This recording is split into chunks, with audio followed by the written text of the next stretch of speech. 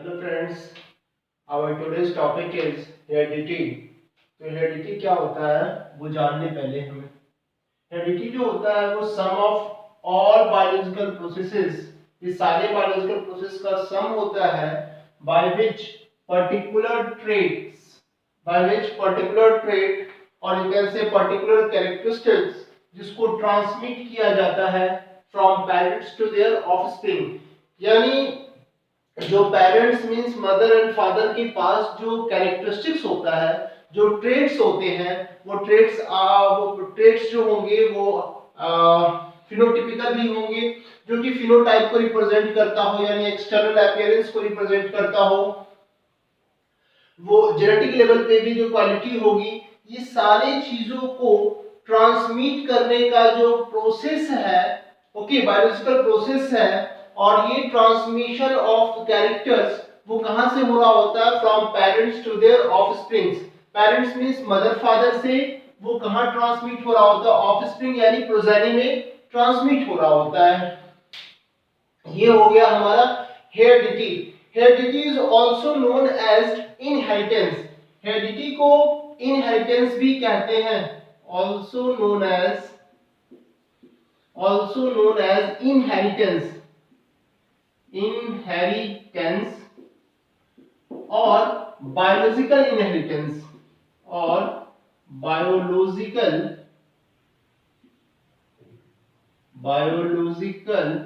inheritance means heredity is also known as inheritance और biological inheritance। Actual में ये biologically process का sum total होता है जिसमें कैरेक्टरिस्टिक्स मींस ट्रेट, कुछ एक टर्म्स इसमें यूज होंगे जिसका मीनिंग अलग अलग होगा। एज फॉर एग्जांपल जैसे कि ट्रेट, अब ये समझना है कि ये ट्रेट क्या हो गया। तो ट्रेट का मतलब होता है characteristics means quality, okay, characteristics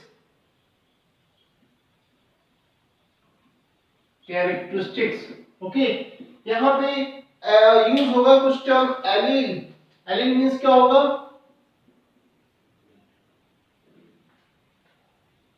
allele, okay. Allele वगैरह का भी जो भी टर्म होगा तो इसका मतलब क्या होगा? Gene, okay. तो ये सारी चीजों को बताएंगे। पहले हम लोग अभी जो है वर्ड यूज होना है फ्रीक्वेंटली वो आपका ये ट्रेट यूज होना है। ट्रेट मींस होता है कैरेक्टरिस्टिक्स। जैसे जो भी आप देखते हैं लिविंग बीइंग्स में जो भी क्वालिटी, मतलब किसी भी लिविंग बीइंग्स को देखिए, जैसे आप ह्यूमन बीइंग्स को देख रहे हैं, मुझे ही देख रहे हैं, मेरा हाइट कैसा है, ओके, मेरा स्किन कलर कैसा है, मेरा हेयर का कलर कैसा है, मेरे वो जो आइरिस का कलर कैसा है, ठीक है। तो ये सारी चीज जो है वो कैरेक्टरिस्टिक्स में आ जाएंगे, ट्रेट में आ जाएंगे। और ये सारे ट्रेट कहीं ना कहीं, इन सारे ट्रेट का जो इंफॉर्मेशन होता है, ओके, कि ऑर्गेनिज्म का हाइट किस तरह का है, इसका जो है वो बॉडी लैंग्वेज किस तरह का है, इसका स्किन कलर कैसा है, ठीक है। तो ये सारी कैरेक्टरिस्टिक्स का जो इंफॉर्मेशन होता है वो जीन के फॉर्म में क्रोमोसोम में प्रेजेंट होगा। और ये कैरेक्टरिस्टिक्स हमें मिलता कैसे है? तो ये कैरेक्टरिस्टिक्स जो है वो ट्रांसमिट हो रहा होता है, डिलीवर किया जाता है पेरेंट्स के द्वारा। जो भी हमारे पास ये क्वालिटी आप देख रहे हैं हाइट वगैरह का, ये भी जो भी चीजें हैं वो हमें अपने पेरेंट्स से मिला है, मदर एंड फादर से मिला है। और ये सब सारे लिविंग क्रिएचर्स में, जिसमें भी आप देखेंगे कि खासकर जो सेक्सुअल रिप्रोडक्शन की बात आती है, जहां पे मेल एंड फीमेल गैमेट का फ्यूजन होता है, तो हम लोगों को पता है कि वो गैमेट जो है वो अपने साथ जेनेटिक इंफॉर्मेशन लेके आता है, ठीक है। वो जेनेटिक मटेरियल को लेके आता है गैमेट, और जेनेटिक मटेरियल में जो है वो जीन के फॉर्म में इंफॉर्मेशंस होते हैं, ओके, कैरेक्टरिस्टिक्स। उसमें जो है वो हर कैरेक्टरिस्टिक्स का इंफॉर्मेशन प्रेजेंट होता है, हर ट्रेट का वहां पे एलील प्रेजेंट होता है, ठीक है। तो एक जो पार्ट है एलील का वो मदर से आता है, दूसरा जो है वो फादर से आते हैं। तो यहाँ पे जब फ्यूज करने के बाद जायगोट तैयार होता है, और जायगोट तैयार होने के बाद किसी भी ट्रेट का कौन सा कैरेक्टरिस्टिक्स, कौन सा ये डोमिनेंट है या फिर ये रिसेसिव है, ये कैरेक्टरिस्टिक्स कौन सा एक्सपोज होना है, वो डिसाइड किया जाता है, वो डिसाइड सब नेचुरली होता है। ओके, तो ये तो हम लोग जाने कि ये हेरिडिटी क्या होता है, और हेरिडिटी को हम लोग किस नामों से और जानते हैं, यानी इनहेरिटेंस। यानी हेरिडिटी कुछ नहीं है, हेरिडिटी जो है वो एक प्रोसेस जिसमें कि जिस प्रोसेस के जरिए कैरेक्टरिस्टिक्स को ट्रांसफर किया जाता है, कैरेक्टरिस्टिक्स की ट्रांसमिशन होती है, ट्रांसमिट की जाती है, कहां से, from parents to their offspring. Okay, जैसे मैं आपको बताया हूं कि जो अर्थ पे बहुत सारे लिविंग क्रिएचर्स ऐसे हैं जो असेक्सुअली भी रिप्रोड्यूस करते हैं, ठीक है, और मैंने बताया था कि असेक्सुअली रिप्रोड्यूस करने वाले ऑर्गेनिज्म में भी लिटिल बिट वेरिएशन होता है, क्योंकि जब वहां पे डीएनए का कॉपी तैयार होगा, तो डीएनए की कॉपी तैयार होती है तो वहां पे कुछ ना कुछ मिसमैच जरूर होता है, और उस मिसमैच की वजह से little bit of variation even asexual reproduction में भी काउज होगा। ओके, और कुछ एनवायरमेंटल फैक्टर्स भी वहां पे इंपॉर्टेंट रोल प्ले कर रहे होते हैं वेरिएशन को काउज करने में, बट जो हाई डिग्री का वेरिएशन है, ओके, वो काउज होता है सेक्सुअल रिप्रोडक्शन में। ओके, क्योंकि सेक्सुअल रिप्रोडक्शन हमने पढ़ा है, तो अब ये हेरिडिटी को जानना बहुत जरूरी है। ओके, एक फिलोसोफर थे जिनका नाम था Grigor Johann Mendel. Grigor Johann Mendel actual में बाय प्रोफेशन जाने तो ये बाय प्रोफेशन प्रोफेशनली एक पोप थे। पोप कहने का मतलब चर्च में जो पूजा करवाने वाले प्रीस्ट होते हैं वो थे, लेकिन इनका बहुत इंपॉर्टेंट रोल रहा हेरिडिटी से रिलेटेड, जेनेटिक्स से रिलेटेड कॉन्सेप्ट को देने में। ठीक है, तो आपको ये भी पता होना चाहिए Gregor Johann Mendel is known as father of genetics. इनको फादर ऑफ जेनेटिक्स कहा जाता है, ठीक है, फादर ऑफ जेनेटिक्स कहा जाता है। अब यहाँ पे ये प्रॉब्लम आ रहा होगा, ये आप लोगों को लग रहा होगा कि what is the meaning of genetics, what is genetics, genetics है क्या? तो देखिए जेनेटिक्स जो है एक्चुअल में क्या है, जेनेटिक्स जो है वो ब्रांच ऑफ बायोलॉजी है। बायोलॉजी का एक ऐसा ब्रांच है जिसमें क्या पढ़ा जाता है, तो जिसमें जीन के बारे में स्टडी की जाती है। जीन क्या होता है, तो जीन होता है फंक्शनल फ्रैगमेंट, फंक्शनल फ्रैगमेंट, और यू कैन से सेगमेंट ऑफ डीएनए। तो जीन के बारे में स्टडी की जाती है, जीन में किस तरह का वेरिएशन काउज होता है, तो जेनेटिक वेरिएशन के बारे में स्टडी किया जाता है, ठीक है, एंड हेरिडिटी के बारे में स्टडी की जाती है। हेरिडिटी और यू कैन से इनहेरिटेंस, यानी it means genetics is a branch of biology concerned with the gene, genetic variation and heredity or inheritance।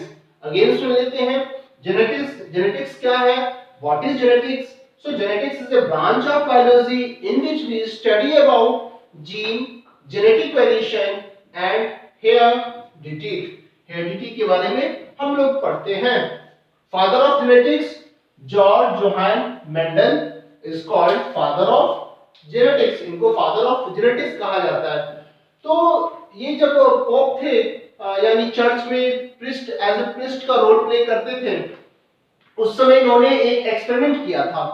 तो इनकी लाइफ टाइम में जब तक ये सर्वाइव कर रहे थे तब तक उनके इस एक्सपेरिमेंट से पॉपुलैरिटी तो नहीं मिल पाई, लेकिन इनके डेथ के बाद देखा गया कि George Johan Mendel, Grigor Johann Mendel sir का जो एक कंट्रीब्यूशन था, एक एक्सपेरिमेंट था गार्डन पी पे, ओके, वो वाकई बहुत इंपॉर्टेंट कॉन्सेप्ट था, और उनकी डेथ के बाद, मेंडल सर की डेथ के बाद उनकी इस क्वालिटी को मतलब उनका ये क्वालिटी एक्सपोज हुआ था एक्चुअल में।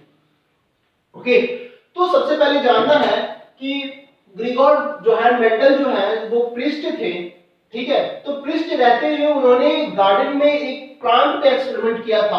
उस प्लांट का नाम है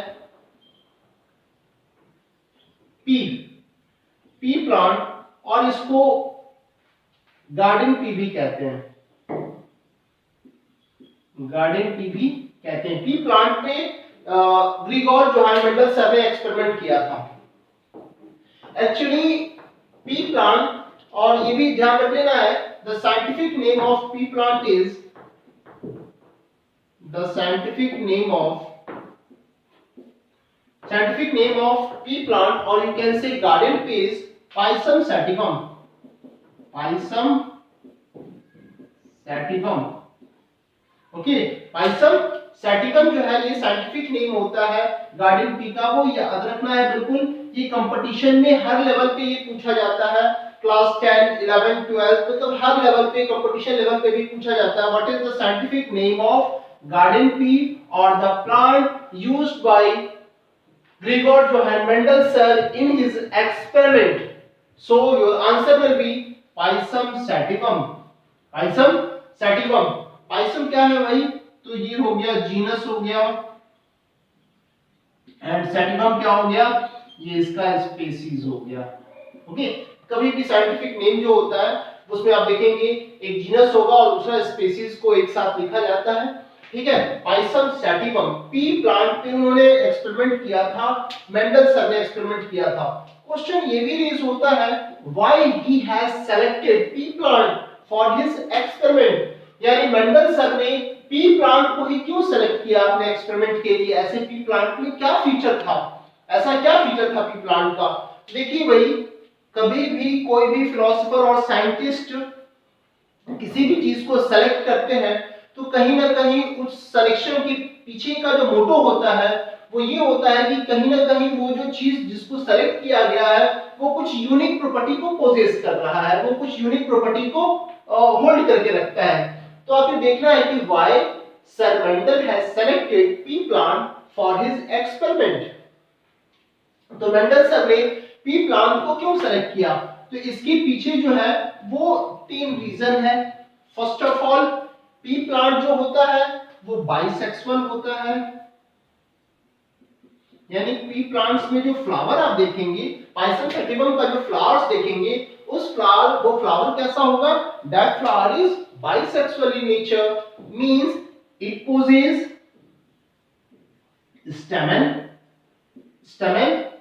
male reproductive part stamen, and इसके ग्रुप को एंड्रोसियम कहते हैं, as well as female reproductive part means carpel or pistil। Carpel और पिस्टिल, यानी पाइसम सैटिवम के फ्लावर के पास क्या होगा? इनका जो फ्लावर होता है वो बाइसेक्सुअल होता है। बाइसेक्सुअल कहने का मतलब कि इनके पास मेल पार्ट भी होगा यानी स्टेमन भी होगा, और क्या होगा? इनके पास कार्पेल भी होगा। तो पहला क्वालिटी तो ये था कि भाई पी प्लांट जो है वो कैसा है? बाइसेक्सुअल है। सेकंड प्रॉपर्टी क्या था? तो सेकंड प्रॉपर्टी हम लोगों को देख लेना है कि सेकंड प्रॉपर्टी जो है वो इसका ये देख लेना है कि बाइसेक्सुअल है तो इसमें सेल्फ पॉलिनेशन काउज हो सकता है, इसमें सेल्फ पॉलिनेशन भी आसानी से काउज हो सकता है, ये सेल्फ पॉलिनेटेड होंगे। सेल्फ पॉलिनेशन का कहने का मतलब ये हो गया कि इनके पास तो स्टेमन भी है, कार्पेल भी है, तो स्टेमन की एंथर से पॉलन ग्रेन्स जो है वो कहां चला जाएगा? कार्पेल के स्टिग्मा पे लैंड कर जाएगा, बहुत आसानी से ये काम हो जाएगा। तो जो सेकंड कैरेक्टरिस्टिक्स है पी प्लांट के सिलेक्शन के पीछे का वो है सेल्फ पॉलिनेशन का होना। ठीक है, एंड जो थर्ड रीजन है वो थर्ड रीजन बिल्कुल याद रखेंगे। थर्ड रीजन जो है ये पी प्लांट में जो है ना वो बहुत सारे कॉन्ट्रास्टिंग ट्रेट्स अवेलेबल थे। ओके, इट हैज 7 कॉन्ट्रास्टिंग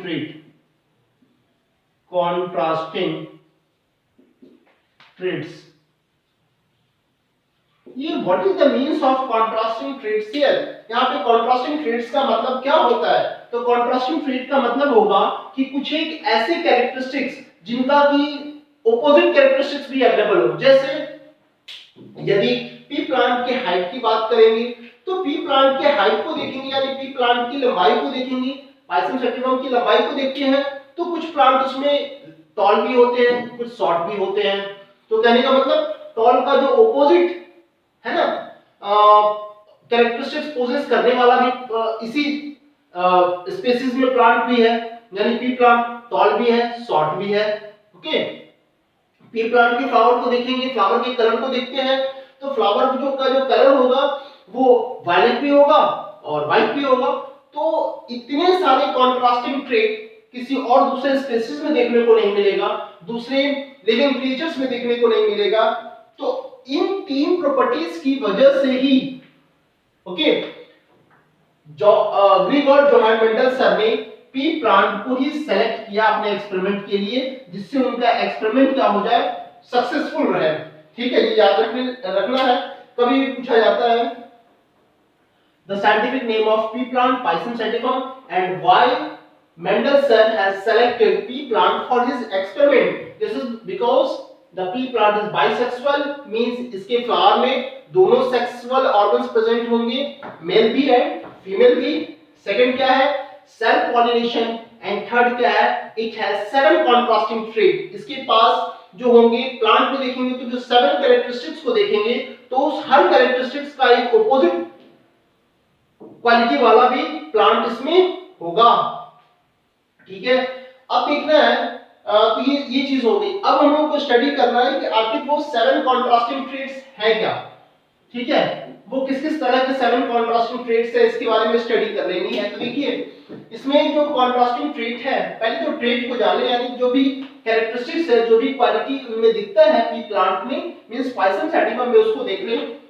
सबसे पहले जो 7 ट्रेट है वो हाइट ऑफ द प्लांट है, कलर ऑफ द फ्लावर है, पोजीशन ऑफ फ्लावर है, पोड का कलर है ना, पोड का शेप है, सीड का कलर है एंड सीड का शेप है। ओके, ये 7 कॉन्ट्रास्टिंग ट्रेट्स हो गए जिसको कंसीडर किया गया था मेंडल्स के एक्सपेरिमेंट में। ओके, देखिए सबसे पहले हम लोग किसी प्लांट को देखते हैं, किसी भी चीज को देखते हैं तो सबसे पहले उसकी हाइट दिखती है। ओके, तो देखेंगे कि जो भी इनका जो कॉन्ट्रास्टिंग ट्रेट था उसमें एक जो ट्रेट था वो डोमिनेंट था। डोमिनेंट कहने का मतलब होता है कि जो फर्स्ट जनरेशन में, ठीक है, अपने अलावे किसी दूसरे की कैरेक्टरिस्टिक्स को एक्सपोज ना होने दे। ओके, यानी जो इसके पास जो क्वालिटी है वही क्वालिटी फर्स्ट जनरेशन में रह जाएगा। ये होता है डोमिनेंट नेचर। डोमिनेंट का मतलब भी होता है प्रभावशाली, जो अपना प्रभाव पहले जनरेशन में तो सिर्फ अपना प्रभाव रखेगा, आगे वाले जनरेशन में, नेक्स्ट जनरेशन में, ठीक है, जिसका प्रभाव जो क्वालिटी इस समय नहीं दिखा है वो क्वालिटी आगे दिखेगा सेकंड जनरेशन में। ये जो चीजें हैं डोमिनेंट और रिसेसिव टर्म, ये आपको आगे बिल्कुल क्लियर होता चला जाएगा। बस थोड़ा सा देख लेना। डोमिनेंट कहने का मतलब सिर्फ यहां पे ये समझ लेना है कि जो फर्स्ट जनरेशन में, ठीक है, जो अपनी क्वालिटी के अलावे किसी दूसरी की क्वालिटी को एक्सपोज ना होने दे, उसको आप कहते हैं डोमिनेंट। ओके, तो जब पी प्लांट के हाइट को देखेंगे तो इसमें 2 वैरायटी का हाइट वाला प्लांट अवेलेबल है। एक प्लांट वैसा है जो भाई क्या है, तो एक प्लांट आपका टॉल भी है और दूसरा क्या है, शॉर्ट है। फिर इसके बाद कलर को देखते हैं तो 2 कलर का पी प्लांट अवेलेबल है। एक वैसे पी प्लांट जिसका कि फ्लावर का कलर कैसा होता है, वायलेट होता है, और दूसरे का कैसा होता है, व्हाइट होता है। तो वायलेट वाले भी एंड व्हाइट वाले भी अवेलेबल है। ठीक है, ये जस्ट एकदम ऑपोजिट आप देखेंगे, हर ट्रेट का ऑपोजिट एग्जांपल एकदम देखने को मिलेगा। यदि फ्लावर की पोजीशन को देखते हैं तो कुछ एक पी प्लांट में फ्लावर जो होगा वो एक्सियल बिल्कुल टॉप पे होगा, और कुछ एक जो होगा वो टर्मिनल साइड वगैरह में कहीं पे फ्लावर्स वगैरह का ग्रोथ दिखेगा। फिर इसके बाद पोड। ओके, पोड समझते हैं, तो पोड का कलर, ठीक है, कुछ एक पी प्लांट में पोड का कलर जो है वो ग्रीन देखने को मिलेगा, ठीक है, और कुछ एक में क्या मिलेगा, येलो देखने को मिलेगा। देखिए ग्रीन एंड येलो। इसके बाद पोड के शेप को देखेंगे तो कुछ के केस में पोड का शेप जो होगा बिल्कुल चिकना होगा, और कुछ में जो होगा कंस्ट्रिक्टेड होगा, है ना, वो उसके अंदर जो सीड होगा उस सीड की तरह ही उसका शेप जो है ना वो उभरा हुआ टाइप का होगा। इसके बाद उस पोड के अंदर जो सीड है, सीड के कलर को देखेंगे तो सीड का कलर कैसा होगा, येलो होगा, ग्रीन होगा। और फिर सीड की शेप को देखेंगे तो कुछ सीड उसमें क्या हो जाएगा, राउंड होगा, और कुछ रिंकल्ड होगा। अब इसमें समझना है कि हर ट्रेट का जो कॉन्ट्रास्टिंग है, यानी उनमें से हर ऑपोजिट वाले भी कलर हैं। ओके, हर कैरेक्टरिस्टिक्स के 2-2 ट्रेट हो गए, 2-2 एलिमेंट टाइप के हो गए। तो इसमें देखना है जो टॉलनेस वाली क्वालिटी है वो डोमिनेंट है, किसके ऊपर, शॉर्ट वाली क्वालिटी के ऊपर। ओके, के ऊपर ये डोमिनेंट है। ओके, इसी तरह से वायलेट जो है वो डोमिनेंट हो गया। एक्सियल पोजीशन जो फ्लावर का है वो डोमिनेंट हो गया। ग्रीन जो हो गया वो क्या हो गया, कलर, जो पोर्ट का कलर है वो डोमिनेंट है और येलो क्या है कलर, वो रिसेसिव है। पोर्ट का जो शेप है वो इन्फ्लेटेड शेप, क्लियर है, ये डोमिनेंट है, और जो कंस्ट्रिक्टेड शेप होगा वो क्या है, रिसेसिव इसका है।